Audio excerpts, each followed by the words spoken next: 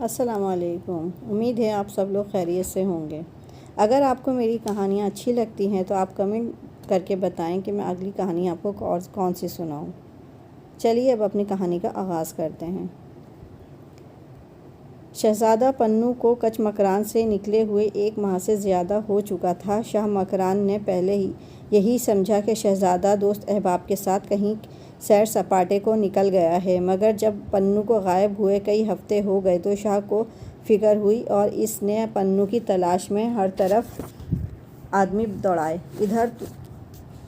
ادھر تو پنو کا باپ کچ مکران میں پریشان تھا اور ادھر پنو کے ساتھ آنے والے کیچ مکران کے آدمی اور یار دوست بھنبور میں رہتے رہتے پریشان ہو گئے تھے۔ انہیں تو یہ معلوم تھا کہ پنو سسی کے عشق میں گرفتار ہے اور اس کی تلاش ہی میں بھنبور آیا ہے۔ شہزادے کو پریشان دیکھ کے ہی وہ لوگ شہزادے کے ساتھ کچ مکران سے بھنبور آئے تھے، مگر اب صورتحال تبدیل ہو گئی تھی۔ شہزادے کا بھنبور آنے کا مقصد پورا ہو گیا تھا، اسے سسی مل گئی تھی اور اب وہ شہزادے کی بیعتہ بیوی تھی۔ پھر شہزادے کا بھنبور میں قیام کرنے کا کیا مقصد تھا؟ اسے خود ہی سسی کو ساتھ لے کر کچ مکران جانا چاہیے تھا، مگر شہزادے نے تو جیسے دنیا ہی چھوڑ دی تھی۔ وہ رات دن سسی کے پاس بیٹھا رہتا اور میاں بیوی دنیا سے بے پرواہ ہو کر وصل کے مزے لوٹتے رہتے۔ آخر جب پنو کے آدمی بہت پریشان ہوئے، انہوں نے پنو سے ملنے کی کوشش کی تاکہ اسے سمجھا بجھا کر کیچ مکران واپس لے جانے کی کوشش کریں، مگر کئی روز تک شہزادے پنو نے انہیں کوئی خبر تک نہ بھیجی۔ وہ شہزادے سے ملنے کی کوشش میں لگے رہے۔ آخر ایک دن جب پنو اور سسی دلاری کی منگنی میں شرکت کے لیے جا رہے تھے تو پنو کے ساتھیوں نے اسے گھیر لیا۔ ایک ساتھی نے شہزادے سے آخر تلخ لہجے میں کہہ دیا، شہزادے کیا بات ہے، آپ نے ہم لوگوں سے ملنا ہی چھوڑ دیا؟ شہزادے کے پاس کوئی جواب نہ تھا، اس لیے وہ صرف خسیانہ ہو کر رہ گیا۔ دوسرے ساتھی نے ذرا سختی سے کہا، شہزادے بہادر، آپ کی مراد پوری ہوئی، آپ کا گھر بس گیا، اب دلہن لے کر کیچ مکران واپس چلیے۔ شہزادے پر تو سسی کے عشق کا نشہ چڑھا ہوا تھا۔ وہ اپنے ساتھیوں کے اس جائز مطالبے پر چراغاں ہوا اور انہیں جھڑک دیا، مجھے اب کیچ مکران نہیں جانا، میں بھنبور میں مستقل قیام کروں گا، تم لوگوں کو واپس جانا ہے تو چلے جاؤ اور مجھے میرے حال پر چھوڑ دو۔ پنو کے ساتھی اس کا یہ سخت جواب سن کے دنگ رہ گئے۔ انہوں نے سمجھ لیا پنو سے بات کرنا بیکار ہے۔ پھر تمام ساتھی سر جوڑ کے بیٹھے اور یہ طے پایا کہ 2 آدمی فوراً کیچ مکران جائیں اور بادشاہ کو تمام حالات سے آگاہ کریں۔ بس شاہ کیچ مکران کو اس کی اطلاع دی گئی۔ بادشاہ چاہتا تو فوراً فوج بھیج کر پنو کو اور تمام دھوبیوں کو پکڑ بلواتا، مگر شاہ نے ایسا نہیں کیا، بلکہ اپنے تینوں بیٹوں کو بھنبور اس تاکید کے ساتھ روانہ کیا کہ وہ پنو کو بغیر کوئی سختی کیے اس کے پاس واپس لے آئیں۔ پنو کے تینوں بڑے بھائی، جن کے نام چنڈی، دھوتی اور فوتی تھے، وہ کیچ مکران سے بھنبور پہنچے۔ شہزادے پنو کو بھائیوں کی آمد کی اطلاع ہوئی تو وہ بہت خوش ہوا۔ اس نے بھائیوں سے سسی کو ملوایا۔ شہزادوں نے بھی اس پر مسرت کا اظہار کیا، لیکن جب انہوں نے پنو کو واپس چلنے کے لیے کہا تو وہ اس نے صاف انکار کر دیا۔ شہزادے خالی ہاتھ واپس نہیں جا سکتے تھے، چنانچہ وہ بھی بھنبور میں ٹھہر گئے اور کسی موقع کا انتظار کرنے لگے۔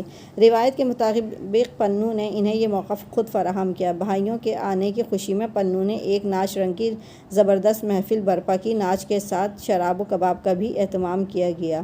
یہ محفل اندر باہر یعنی زنان خانے اور مردانے دونوں جگہ پر برپا تھی۔ سب رنگین محفل کی دلبستگی اور رنگینی میں مست تھے۔ زنانی محفل نصف شب تک جاری رہی، پھر وہیں تمام سہیلیاں کسی نہ کسی طور فرش ہی پر لیٹ کے سو گئیں۔ پھر مردانی محفل زیادہ پرجوش تھی۔ پنو کے پاس روپے پیسے کی کمی نہ تھی، اس نے بھی بھنبور کے مشہور گانے والی کا انتظام کیا تھا، وہ بھی خوب لہک لہک کے گا رہی تھی۔ پھر جب رنگ پر محفل آئی، مغنیہ نے ایک سندھی دوہا گانا شروع کیا، ندیاں سوکھ جانے کے بعد پنچھی اڑ جائیں گے تو کوئی مذائقہ نہیں، لیکن یہ لڑکے پنچھی کو تالیاں بجا بجا کر کیوں اڑاتے ہیں؟ پنو یہ دوہا سن کے بے چین ہو گیا۔ وہ دوہا بالکل اس کے حسب حال تھا۔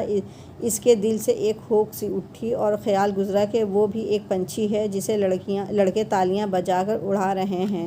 اسی کرب کے عالم میں شراب کے کئی دور چلے اور جام پر جام چڑھائے گئے اور اس قدر نشہ ہو گیا کہ اسے تن بدن ہوش نہ رہا۔ ایک بیان یہ بھی ہے کہ پنو کے بھائیوں نے شراب پلا کر مدہوش کر دیا، اور جب وہ بے سدھ ہو گیا تو اسے اونٹ پر لاد کر کیچ مکران کی طرف واپس ہوئے۔ سسی جب صبح کو بیدار ہوئی تو اس نے پہلے پنو کے بارے میں پوچھا۔ سب نے بتایا کہ مردانہ محفل دیر تک جاری رہی تھی۔ پنو اپنے بھائیوں کے ساتھ باہر ہی سو گیا تھا، مگر سسی کو معلوم ہو گیا کہ اس کے بھائی اسے مدہوش کر کے اور اونٹ پر لاد کے لے اڑے ہیں۔ یہ بات سن کے سسی تڑپ اٹھی۔ اس نے بال نوچنا اور کپڑے پھاڑنا شروع کر دیے۔ محمد چودھری بیٹی کا یہ حال دیکھ کر نیم مردہ ہو گئے۔ اس کی سمجھ میں نہ آتا تھا کہ کیا کرے۔ سسی کی چیخ و پکار کسی طرح کم نہ ہوئی تھی۔ آخر دن کسی نہ کسی طرح کٹا۔ جب رات ہوئی تو سسی چپکے سے گھر سے نکلی اور اس نے کیچ مکران کا رخ کیا۔ اس وقت اس کی زبان پر یہ اشعار تھے: میرے سجن مہار تھام لو اونٹ کو روکو، اس کنیز کی چوکھٹ کو اپنے قدموں سے نواز دو۔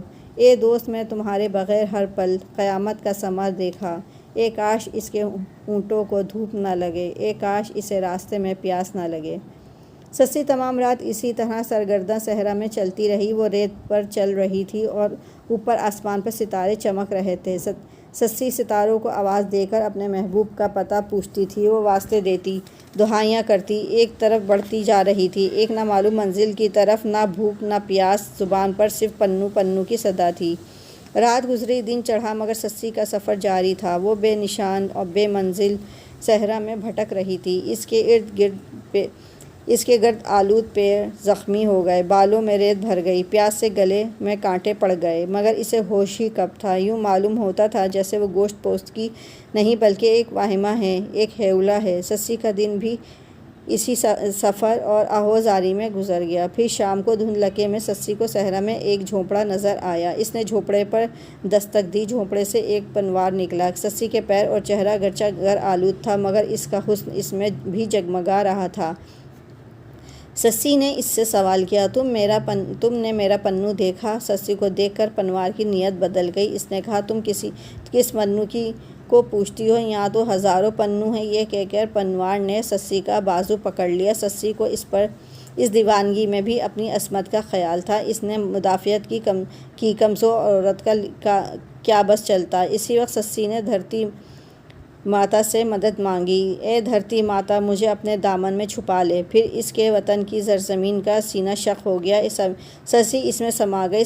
زمین سسی کو سینے میں چھپا کر پھر برابر ہو گئی، اس طرح جیسے پہلے تھی۔ صرف سسی کا دوپٹہ، چادر کا پلو نشان کے طور پر باہر رہ گیا۔ سسی نے عشق کیا، وہ وصل میں بھی کامیاب ہوئی، مگر ظالم دنیا والوں نے اسے چین نہ لینے دیا۔ ادھر جب پنو کو ہوش آیا تو اس نے خود کو بھائیوں کے ساتھ اونٹ پر سوار پایا۔ اس نے پوچھا، اے بھائیوں، مجھ پر کیا گزری؟ تم مجھے کہاں لے جا رہے ہو؟ بھائیوں نے اسے اس کے اغوا کا پورا قصہ سنایا۔ پنو نے ہائے سسی کا ایک نعرہ مارا اور اونٹ سے کود کر ایک طرف بھاگنے لگا۔ وہ صحرا میں بھاگ رہا تھا اور سسی کے نعرے لگا رہا تھا۔ پنو تمام دن یوں ہی صحرا میں بھاگتا رہا۔ پھر جب شام ہوئی تو اسے ایک طرف آگ جلتی نظر آئی۔ پنو ادھر گیا، ایک جھونپڑے کے سامنے اسے ایک پنوار نظر آیا۔ تم نے میری سسی کو دیکھا؟ پنوار نے اسے جھنجھوڑ کے پوچھا۔ پنوار رونے لگا اور اس کا ہاتھ پکڑ کر اس جگہ لے گیا جہاں سسی زمین میں سما گئی تھی۔ پھر اس نے سسی پر جو گزری تھی وہ کہہ سنائی اور پنو کو سسی کا زمین سے باہر نکلا ہوا پلو دکھایا۔ پنو چیخ مار کر پلو پر گرا اور آواز دی، سسی تو کہاں ہے؟ اس وقت زمین سے آواز آئی، پنو میں یہاں ہوں۔ پھر زمین کا سینہ دوبارہ شق ہوا اور پنو بھی اس میں سما گیا۔ وہ اپنی سسی سے مل گیا۔ اب دونوں کو کوئی جدا نہ کر سکتا تھا۔